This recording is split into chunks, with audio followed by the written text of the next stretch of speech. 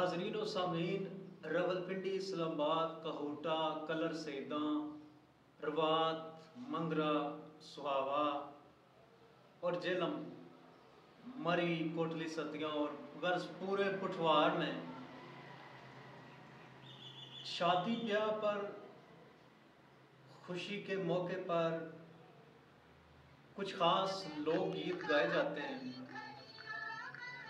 जो माएँ बहनें बेटियाँ मेहंदी के मौके पर, बारात के मौके पर गाती हैं। उन लोक गीतों को गालियाँ कहा जाता है।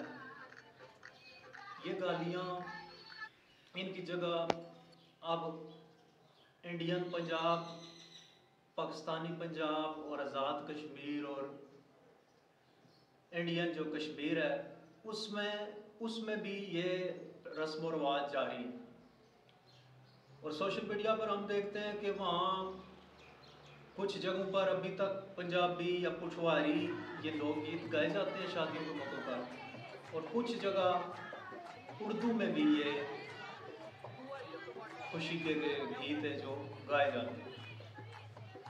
लेकिन पुठवारी ज़बान में ये जो लोकगीत गाए जाते हैं शादियों के मौके पर, जिन्हें गालियाँ कहते हैं, फैसल इरफान नौजवान शायर और मुसन्नफ़, उन्होंने एक अपनी किताब है होशे, उसमें इस पूरे जो गीत गाए जाते हैं लोकगीत उन्होंने जमा किए, इन गालियों को जमा किया।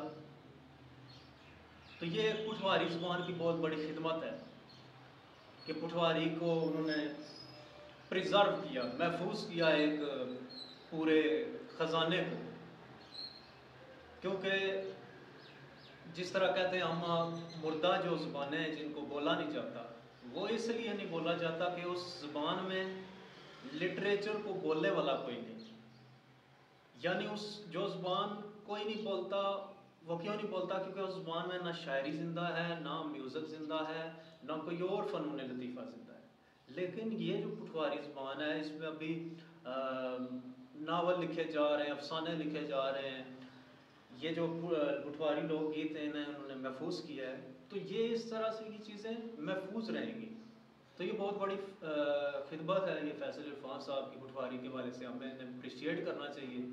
बाकी भी जो लोग काम करते हैं पुठवारी के वाले से, हमें उन्हें खराज तहसीन पेश करना चाहिए। और ये होशे किताब है, ये ज़रूर आप इस किताब को स्टडी करें। और फैसल इरफान साहब को मैं मुबारकबाद देता हूँ कि आपने इतनी अजीम खिदमत की।